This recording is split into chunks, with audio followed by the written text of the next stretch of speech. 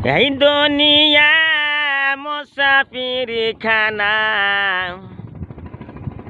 দুনিয়ার মূল্য নাই। নদী নালায় আছে দুনিয়ায়, চিন্তা করেলাম না। নদী নালায় ভাঙ্গে মাগু, চিন্তা কর না। নামাজে পইরা থাকো মাগু, চিন্তা কইর না। আমার আল্লাহ বলতাছেন দুনিয়ার মানুষে নদী নালায় কোনোদিন ভাঙতে পারে না। আমি আজব গজব দিয়ে থাকি।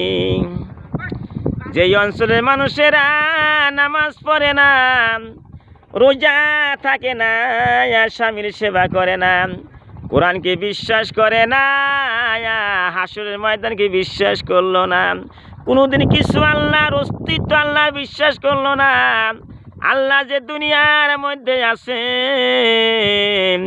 সেই কথাটা অন্তর দিয়া বিশ্বাস করলো না, হাসরের মাঠ হয়ে যাবে, কিয়ামত হয়ে যাবে, ওই সমস্ত বিশ্বাস করলো না, আল্লাহর কোনো কিছু বিশ্বাস করলো না, জিকির করলো না, স্বামীর সেবা করলো না, ওই জায়গার ভিতরে আমার আল্লাহর গজব পড়ে যায়।